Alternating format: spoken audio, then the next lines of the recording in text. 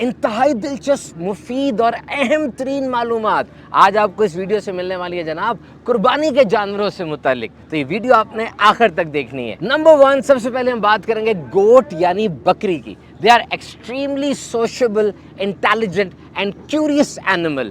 بہت ہی زیادہ ملنسار، زبردست اور ذہین جانور اس بکرے کو سمجھا جاتا ہے۔ جدید سائنس کے مطابق they are selective feeders۔ ہر چیز نہیں کھاتے بلکہ براؤز کرتے ہیں اور چن کر کھانا کھاتے ہیں جو انہوں نے کھانا ہوتا ہے۔ and they are the cleanliest animal on earth۔ اور دنیا میں جتنے صاف ترین جانور ہیں ان میں ایک یہ بکری اور بکرا بھی سمجھا جاتا ہے۔ اس کی وجہ کیا ہے؟ اس کی وجہ یہ ہے کہ یہ حلال ہے، طیب ہے، پاک ہے۔ رب تعالیٰ نے جس جانور کو ہمارے لیے حلال فرمایا یقیناً اس کے اندر ایسے خصائص ہو۔ یہ ہے وہ جانور بکری جس نے کافی دریافت کی تھی۔ جی ہاں، ایتھوپیا کا ایک شیفرڈ بتاتا ہے کہ اس کی بکریوں نے ایک خاص پودے سے ریڈ بیریز کھانا شروع کی اور اس کو کھانے کے بعد وہ زیادہ ایکٹیو ہو گئیں اور رات کی نیند بھی ان کی متاثر ہوئی۔ بعد میں ذرا تحقیقات کی تو انہی ریڈ بیریز سے کافی بنی جو آج پوری دنیا میں سب سے زیادہ استعمال کیے جانے والا ناشتہ ہے۔ اور یہ بکرے آپس میں ایک دوسرے سے کمیونیکیٹ بھی کرتے ہیں، رابطہ کرتے ہیں۔ اسے انگلش میں بلیٹنگ کہا جاتا ہے۔ ہمیں تو یہ لگتا ہے کہ میں کر رہے ہیں، لیکن کبھی کبھار آپ غور کیجئے، ان کی میں کبھی اونچی ہو جاتی ہے، کبھی نیچی ہو جاتی ہے، کبھی بہت تیز ہوتی ہے۔ اور ایک خاص بات آپ کی ان بکروں کے بارے میں بتاؤں، یہ جب چھینک مارتے ہیں اس کا مقصد صرف چھینکنا نہیں ہوتا بلکہ اپنے فیملی کے دیگر ممبرز کو وارن کرنا بھی ہوتا ہے، ان کو بتانا ہوتا ہے کہ دیر از اے تھریٹ۔ بکری کا بچہ یعنی میمنا پیدائش کے کچھ ہی دیر کے بعد چلنے کے قابل ہو جاتا ہے، جو کہ اس کو پریڈیٹر سے اور دیگر شکاریوں سے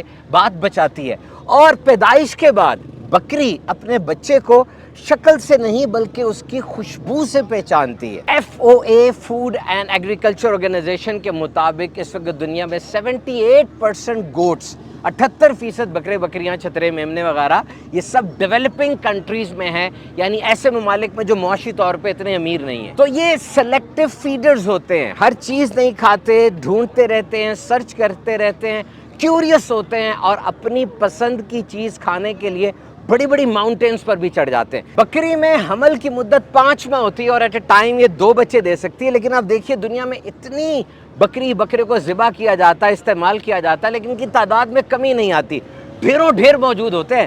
سن 2023 کے ایک سینسس کے مطابق پورے پاکستان میں موجود تمام جانوروں میں سے صرف 3% جانوروں کو ذبح کیا گیا تھا بڑی عید کے دنوں میں۔ دے آر ایکسلنٹ کلائمبرز، یہ بڑے زبردست چڑھ جاتے ہیں ہر جگہ پر، یہ ماؤنٹینز میں، چوٹیوں پر، پہاڑوں پر اپنی پسندیدہ خوراک کی تلاش میں چڑھ جاتے ہیں اور اس کے لیے قدرتی طور پہ انتظام موجود ہے۔ آپ ان کے پاؤں کو دیکھ سکتے ہیں، دے آر اسپیشل ہووز۔ یہ دیکھیے، یہ 2 اس کے حصے ہیں اور ان دونوں کے درمیان میں سافٹ پیڈ موجود ہے، اور جو ایجلٹی ہے اس کی، ایجلٹی سے مراد جو تیزی ہے اس کی، وہ ان ہووز کی وجہ سے، اس خاص ایک سیٹلمنٹ کی وجہ سے ہے۔ And they have powerful leg muscles for leaps and jumps. یہ جو اس کے مسلز ہیں یہ بہت مضبوط ہوتے ہیں تاکہ یہ بڑی جمپس لگا سکیں اور لیپ کر سکیں۔ کمبینیشن آف ہووز، یہ کمبینیشن اس کا جو بنتا ہے جس کے ذریعے یہ بڑی ایسی خاردار جگہوں پر اور پتھریلی جگہوں پر بڑی تیزی سے چڑھ جاتی ہے۔ بکرے کے پیٹ کے 4 حصے ہوتے ہیں، یا یوں کہیے کہ اس کے 4 پیٹ ہوتے ہیں، ریومن، ریٹیکولم اور میسم، ایبومیسم۔ اس چاروں جو پیٹ اس کے ہیں، اس کے اندر کھانا یعنی اس کے منہ سے لے کر آخر تک وہ کھانا تقریباً 11 سے 12 گھنٹے رہتا ہے اور الگ الگ فنکشن ہے۔ ان چاروں حصوں سے غذا جب گزر کر جاتی ہے 11-12 گھنٹے، ایک پورا پروسیس ہے، اور پیٹ کے ہر حصے کے اندر کھانے پہ ایسا پروسیس ہوتا ہے کہ ٹاکسنز، بیکٹیریا سب فلٹر آؤٹ ہو جاتے ہیں اور بہترین اور صاف گوشت ہمیں بکرے سے میسر آتا ہے۔ گوٹ فارمنگ کے حوالے سے، بکریوں کی فارمنگ کے حوالے سے دنیا کے 3 بڑے ملک کون سے ہیں؟ نمبر 1 انڈیا، نمبر 2 چائنا اور نمبر 3 پاکستان۔ انڈیا میں تقریباً 14 کروڑ سے زیادہ بکریاں موجود ہیں، اور چائنا میں مور دین 13 کروڑ، اور پاکستان میں 8 کروڑ سے زیادہ کی یہ اتنی بڑی میگنیچیوڈ فارمنگ ہے، گوٹ فارمنگ۔ اور بالخصوص ان ملکوں کی رورل پاپولیشن یعنی دیہاتی علاقے کے لوگ वो हाइड्स के लिए यानी खाल के लिए, दूध के लिए, गोश्त के लिए वो बकरियों पर डिपेंड करते हैं। क्वींस मैरी यूनिवर्सिटी की एक तहकीक के मुताबिक बकरियां इंसानी जज्बात को समझती हैं, और अगर आप किसी बकरी का नाम रख दें और उस नाम से उसको पुकारें, कुछ ही दिनों के अंदर वो उस नाम से आशना भी हो जाती है। और एक बड़ी तहकीक हुई, बड़ी दिलचस्प, जिसमें ये अंदाज़ा होता है कि इंसान को मुंह अपना बना के रखना चाहिए, गुस्से में रहना चाहिए या मुस्कुराते रहना चाहिए। ये तहकीक 53 गोट्स पर हुई। उनके सामने दो चेहरे रखे गए, एक चेहरा बना हुआ था, गुस्से में था, और एक चेहरा मुस्कुराता हुआ था। हैरान कुन रिसर्च ये हुई कि बकरियों ने उस चेहरे को पसंद किया जो मुस्कुराता हुआ था। नेशनल एग्रीकल्चर लाइब्रेरी के मुताबिक जब तूफान आने वाला होता है, तूफान आने से पहले यानी पानी का पहला कतरा गिरने से पहले बकरी अपने शेल्टर पे पहुंच चुकी होती है। तालाबों से, जोहड़ से, पानी से जरा दूर दूर रहती है ये। और ये गोट का जो कोट है यानी इसकी जो खाल है, उसके कितने मुख्तलिफ रंग होते हैं, ब्लैक, ब्राउन, रेड, गोल्डन, और पैचेस डिजाइन कितने डाइवर्सिफाइड होते हैं। अल्लाह पाक के बहुत से नबियों ने बकरियों को पाला है। बकरी का दूध बहुत फायदेमंद होता है, बकरी का गोश्त भी बहुत फायदे वाला होता है। कहा जाता है कि बकरी का गोश्त वो बीमार का खाना है। अल्लाह पाक के आखिरी नबी सल्लल्लाहु ताला अलैहि वसल्लम ने बकरी का दूध भी नोश फरमाया और इसका गोश्त भी तनावुल फरमाया है। इरशाद आलीशान है, बकरी की इज्जत करो, इससे मट्टी झाड़ो, क्योंकि ये जन्नती जानवर है। यहाँ बकरी से मुराद बकरी की पूरी जिन्स है, बकरा, दुम्बा, छतरा, भेड़, सब कुछ। बकरी को जन्नती जानवर कहने की वजह यह है कि ये जन्नत से जमीन पर आई और बाद में भी जन्नत में दाखिल की जाएगी। उम्मे हानी फरमाती है, नबी पाक सल्लल्लाहु अलैहि वसल्लम ने इरशाद फरमाया, तुम बकरियों को पालो क्योंकि इनमें बरकत है। दुम्बे के बारे में आपको एक हैरत अंगेज बात बताता हूँ। 17 अप्रैल 2014 में BBC में खबर शाया हुई कि इंग्लैंड के अंदर उन्होंने तहकीक की।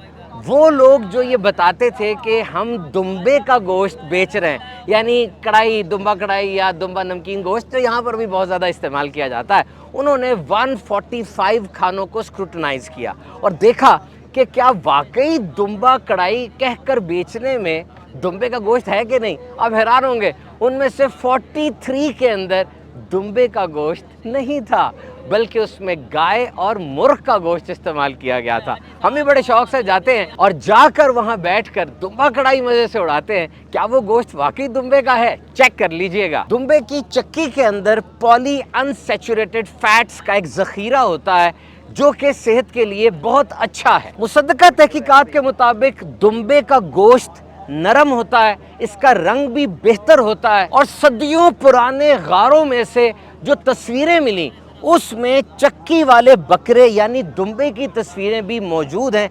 इसका मतलब यह है कि ये बहुत अरसे से इंसानों का दोस्त है। और जिस तरह ऊंट का कोहान, उसमें चर्बी बहुत ज़्यादा होती है जिसकी वजह से वो चल लेता है और हाई टेम्परेचर को बर्दाश्त कर लेता है, इसी तरह दुम्बे की ये चक्की इसको ताकत देती है, ज़्यादा चल लेता है ये, और ज़्यादा सख्त मिजाज होता है, कम खाने में भी गुजारा कर लेता है। और भी ये जो दुम्बे की खाल होती है, जो इसकी ऊन होती है, ये सॉफ्ट होती है, इसका लस्टर यानी इसकी चमक भी ज़्यादा होती है। कुदरती वसाइल से मालामाल और अच्छे अखलाक वाले लोगों का सूबा, हमारा सूबा खैबर पख्तूनख्वा के अंदर इतने दुम्बे होते हैं, इतने दुम्बे होते हैं कि उनके बारे में रिसर्च इंटरनेशनल यूनिवर्सिटीज़ में पब्लिश होती रहती हैं। और आप हैरान होंगे, दुनिया में जितनी भी भेड़ें मौजूद हैं उसका 25% वो ये चक्की वाले दुम्बे हैं। हदीस पाक में आया कि कुर्बानी करने वाले को कुर्बानी के जानवर के हर बाल के बराबर में नेकी मिलती है। वैसे तो ये हर जानवर जो भी कुर्बान किया जाता है उसके ऊपर बाल होते हैं,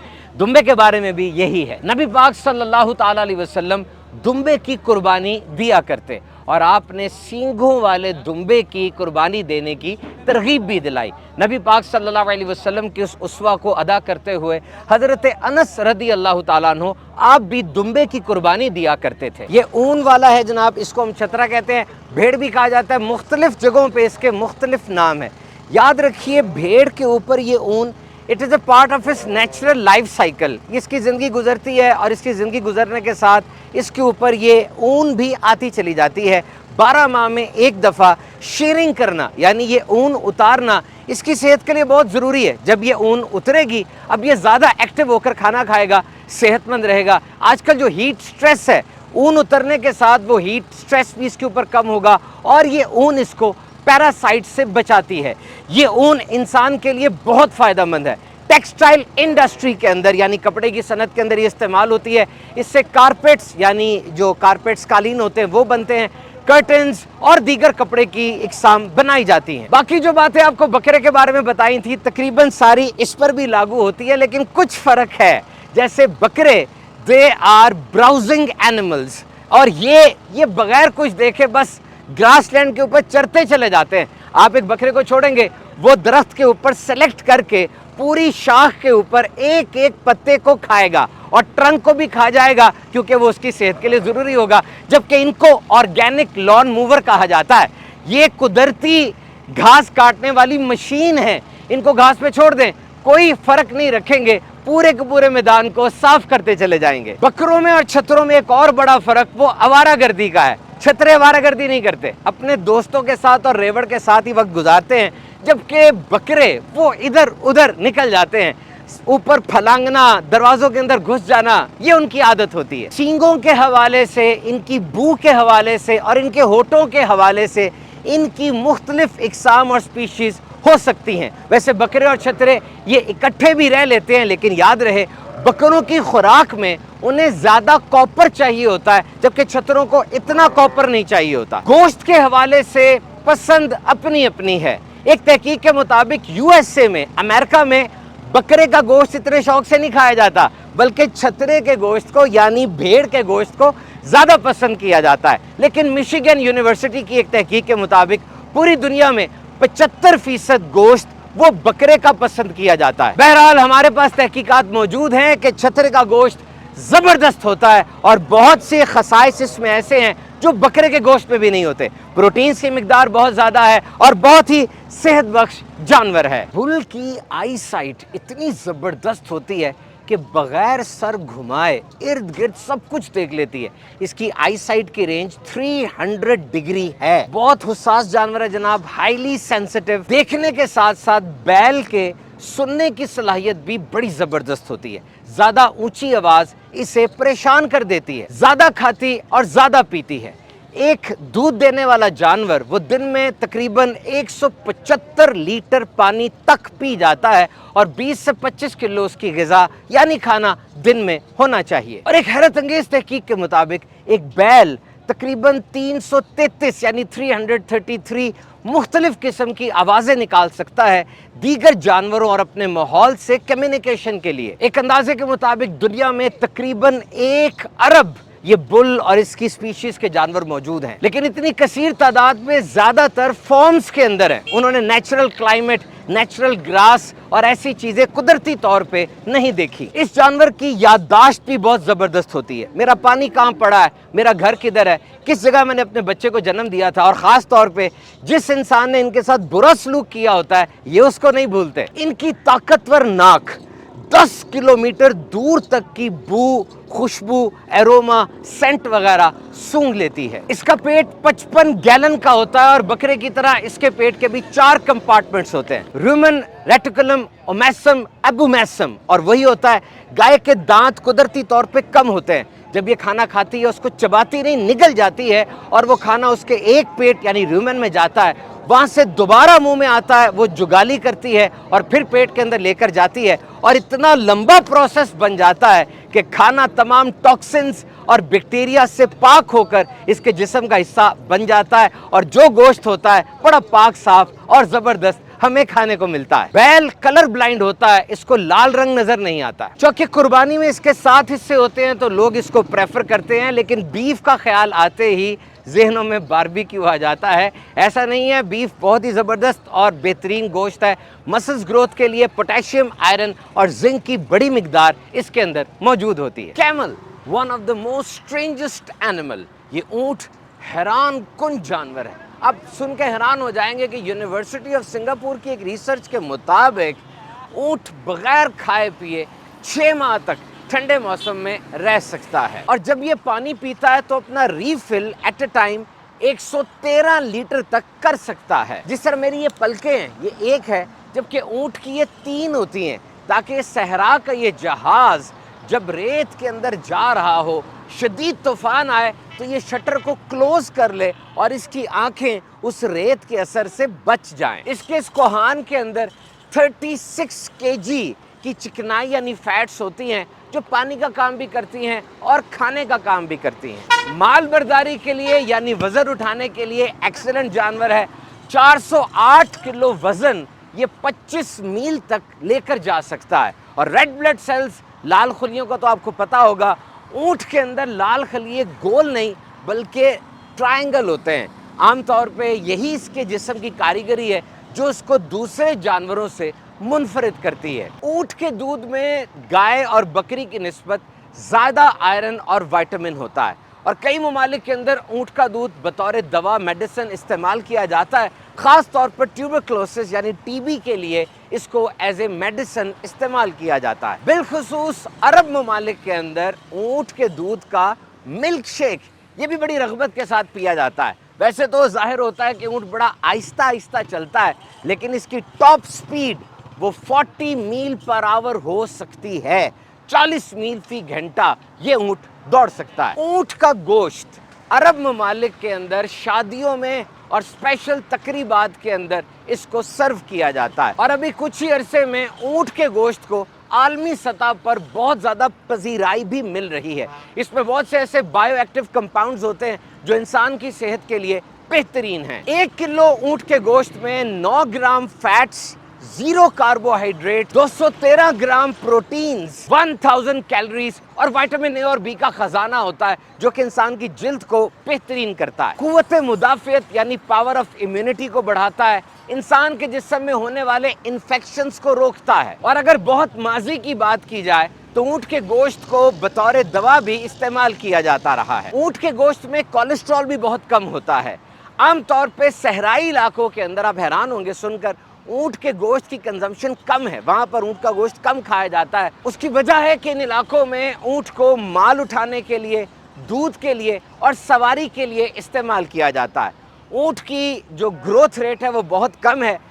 قربانی کے لیے بھی اونٹ کی عمر کم از کم 5 سال ہونا ضروری ہے، تو اس کم گروتھ ریٹ کے اندر پھر اونٹ کا گوشت یہ بہت ایکسپینسو پڑتا ہے۔ حجۃ الوداع میں نبی پاک صلی اللہ تعالیٰ علیہ وسلم اور مولا کائنات حضرت علی شیر خدا رضی اللہ تعالیٰ عنہ نے 100 اونٹ ذبح فرمائے، اور پھر نبی پاک صلی اللہ علیہ وسلم نے فرمایا کہ ہر اونٹ سے ایک ٹکڑا لو اور ہانڈی میں اس کو پکاؤ، اور پھر ان دونوں نے اونٹ کا یہ گوشت تناول فرمایا اور اس کا شوربہ پیا۔ قرآن مجید میں اونٹ کے مختلف نام آئے ہیں، جیسے ابل، بحیرہ، بدنا، حام اور رکاب وغیرہ، اور لفظ ناقہ یہ تو قرآن مجید میں 7 مرتبہ آیا ہے۔ تو اونٹ کے جن عجائبات کا ہم نے ذکر کیا، قرآن مجید کی ایک آیت کا مفہوم ہے۔ اور کیا اونٹ کو نہیں دیکھا کیسا بنایا گیا؟ بوجھ لادنا، سواری، دودھ، گوشت، زینت، کھیتی باڑی، یہ سارا کچھ اونٹ میں موجود ہوتا ہے۔ کیا آپ جانتے ہیں دنیا کا سب سے مہنگا اونٹ کتنی مالیت کا ہے؟ $2.72 ملین کا، اور یہ ہر سال مختلف ہوتا ہے۔ بہت مہنگے مہنگے اونٹ ہوتے ہیں اور ان کی آرائش اور زینت کا بڑا خیال رکھا جاتا ہے۔ بخاری شریف کی حدیث ہے، پیارے آقا صلی اللہ تعالیٰ علیہ وسلم نے ارشاد فرمایا، اونٹ ان کے مالکوں کے لیے قوت کی چیز ہے، اور بکریاں باعث برکت ہیں، اور گھوڑوں کی پیشانیوں میں قیامت تک کے لیے بھلائی بندی ہوئی ہے۔ اسلام دین رحمت ہے۔ ہم نے مختلف جانوروں کا حال سنا جن کی قربانی کی جاتی ہے۔ اسلام ہمیں جانوروں پر رحم کرنا سکھاتا ہے۔ اب غور فرمائیے، قرآن پاک کی سب سے بڑی سورت کا نام سورہ بقرہ ہے۔ گائے، یہ گائے کے نام اس کی 286 آیات ہیں۔ اس کے علاوہ اور بھی صورتیں ہیں جن کا نام جانوروں کے نام پہ رکھا گیا، جیسے مویشی، شہد کی مکھی، چیونٹی، سپائڈر، ہاتھی۔ اور یقیناً قرآن کا یہ اسلوب، یہ طریقہ حکمت سے خالی نہیں ہے۔ اس کے علاوہ قرآن مجید میں اور بھی جانوروں کا ذکر آیا، گدھا، گھوڑا، خچر، ویل، لومڑی، کتا، بندر، فراگ یعنی مینڈک۔ پریزرویشن آف سپیشیز یعنی جانوروں کو ایک کمیونٹی قرار دینا، ان کے حقوق کو وضع کرنا، یہ اسلام کا ایک بہترین طریقہ ہے۔ اسلام میں بل فائٹنگ یعنی یہ جو بیلوں کی لڑائی ہوتی ہے، کئی جگہوں پر دمبوں کو بھی لڑایا جاتا ہے، جانوروں کو نشانے کے طور پہ استعمال کیا جاتا ہے، سخت حرام ہے۔ اسلام کے آنے سے پہلے طریقہ یہ ہوتا تھا کہ جانور کھڑا ہے، کوئی اس کے ساتھ ٹریٹمنٹ نہیں ہوتی تھی. اس جانور کا جو حصہ مجھے پسند ہے میں آ کے وہ حصہ اس کے جسم سے اتار لوں گا اور اس کو کھا لوں گا, اور وہ جانور تڑپ تڑپ کر مر جائے گا. اگر جانور کا مالک مر جاتا, اس کی قبر پر اس جانور کو جا کے باندھ دیا جاتا, نہ کھانے کو دیتے نہ پینے کو, اور مالک کے ساتھ وہ جانور بھی تڑپ تڑپ کر مر جاتا. اور اسلام نے کیسا ریکگنائز کیا. غور کیجئے, یہ قربانی کا جانور جب بکے گا, ذبح تو اس نے ہونا ہے, کتنا اس کا اکرام کیا جاتا ہے, کتنا اس کا خیال کیا جاتا ہے, اور کس انداز سے اس کو رب کی راہ میں قربان کیا جاتا ہے. تو جانور کے گوشت کو کنزیوم کرنے کا, استعمال کرنے کا جو طریقہ ہو, کیسا ہونا چاہیے؟ نمبر 1 تو اس میں رحم دلی ہو, کمپیشن ہو, سمپتھی ہو, جانور کو زیادہ درد نہ ہو. نمبر 2 طبی لحاظ سے میڈیکلی اس میں کوئی نقصان نہ ہو. نمبر 3 کسی بھی جگہ وہ آسانی کے ساتھ کیا جا سکے. اور نمبر 4 اس میں اخراجات زیادہ نہ آتے ہوں. اور اگر ان تمام طریقوں پر غور کیا جائے تو اسلام کا طریقہ ذبیحہ یعنی اسلامک موڈ آف سلاٹر وہ سب سے بہترین نظر آتا ہے.